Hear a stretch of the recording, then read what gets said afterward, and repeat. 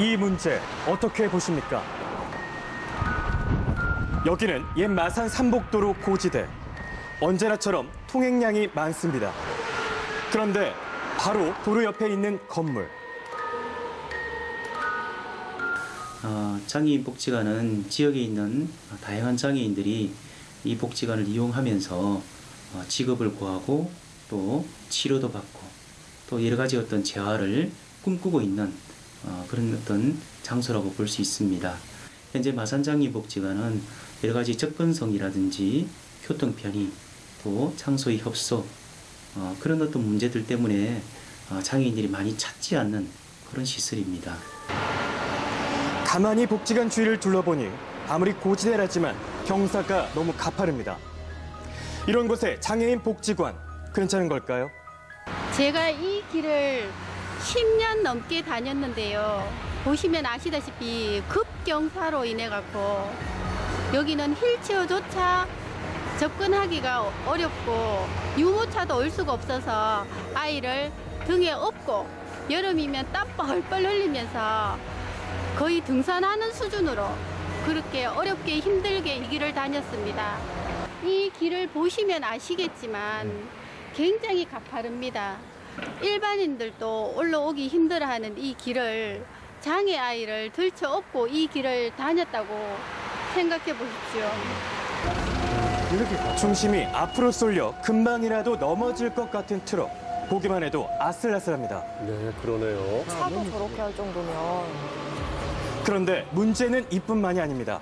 위험을 무릅써야만 복지관 출입을 할 수 있다는 말까지 들립니다. 너무 가파르고 버스를 이용하자니 버스도 하루에 한 대밖에 안 오고 그것도 배차 간격도 너무 길고 그러면 이 길을 이용해야 돼. 이 길을 이용해서 올라와야 되는데 여기가 지금 굉장히 차들이 쌩쌩 다니고 있습니다. 입구가 잘 보이지가 않아요. 마사지 장애인 복지관이 이 주차장 들어오고 나가는 입구가 잘 보이지 않거든요. 그러다 보니까 항상 위험에 노출되어 있는 건 당연한 거고요. 그러다 이렇게 앞에 보면 알겠지만 뭐가 이렇게 방어할 수 있는 그런 것들이 시설이 하나도 되어 있을 수가 없어요.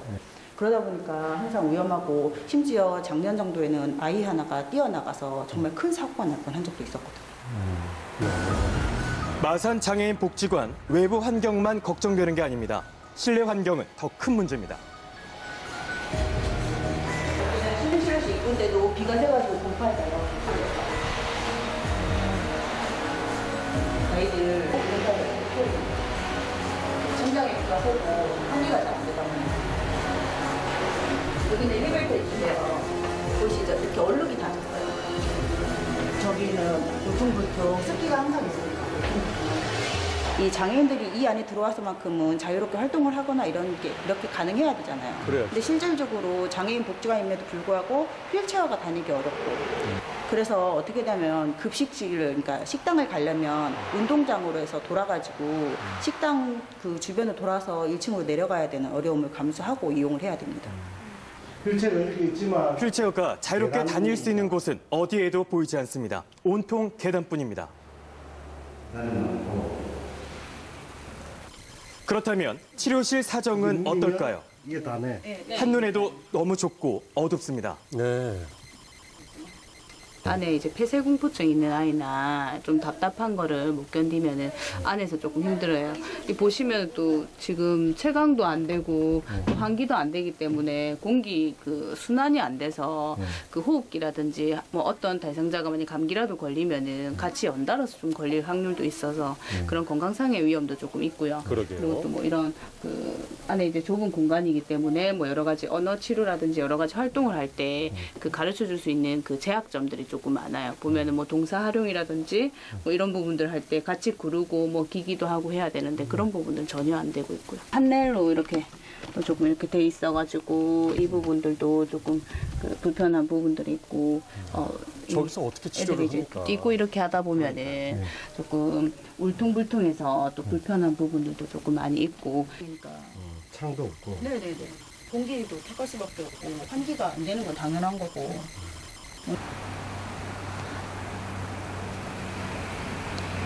가파릅니다. 마산시에서는 이 장애인 복지관이 이것 하나밖에 없으니까는 여기를 이용할 수밖에 없으니까는요. 사설 치료실은 비용적인 부담이 크기 때문에 이 복지관을 이용할 수밖에 없거든요. 조금 제한적인 부분들이 있죠. 이제 아까 그 말씀드린 것처럼 장애인 복지관이면은 좀 다양한 장애인들이 조금 이용하실 수 있도록 해야 되는데 신체나 이제 좀 신체가 어렵다든지 이제 그 신체 활동이 조금 어렵고 이제 혼자 스스로 이렇게 좀 거동이 불편하면은 이 안에서 조금 받쳐줄 수 있는 환경이 안 되기 때문에 올라오는 그 길에서부터 막히기 때문에 예, 좀 열악하긴 하죠. 마산 장애인 복지관이 실질적으로 정말 장애인들이 쉽게 사용할 수 있고 또 장애인들이 사용하기 쉬우면 일반인들도 접근하기 더 쉬운 거잖아요. 그런 곳에서 저희가 좀 다양한 치료 프로그램과 조금 더 질 높은 그런 다양한 뭐 체육시설이라든지 아니면 뭐 이동적 접근성이라든지 이런 거에 있어서 조금 더 저희가 편했으면 좋겠다라는 생각이 들지요.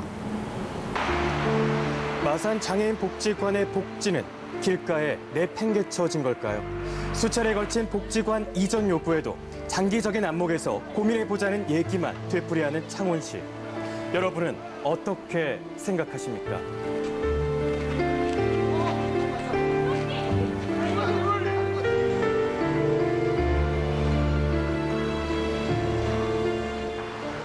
네.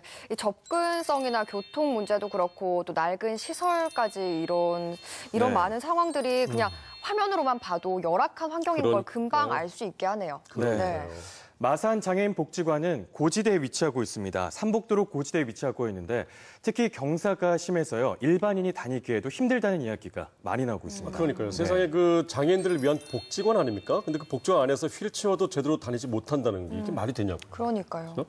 최희원 씨 듣자니까 네. 그 경남에 있는 장애인 그 종합복지관 가운데 그 가장 시설이 낡은 곳이라는 얘기가 있더라고요. 맞습니다. 마산 장애인 복지관은 지난 2003년에 구 노인회관을 리모델링해서 개관을 했는데요. 예. 한 해 4천여 명의 장애인이 이용하고 있습니다. 화면에서 보셨지만 위치와 편의시설에 대한 문제가 끊임없이 제기되고 있는데요. 아직까지 마땅한 해답은 찾지 못하고 있습니다. 네.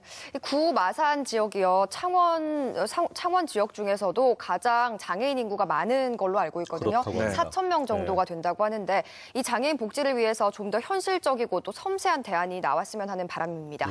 네, 최희범 씨 오늘 동네방네 빅뉴스 잘 봤습니다. 잘 들었습니다. 감사합니다.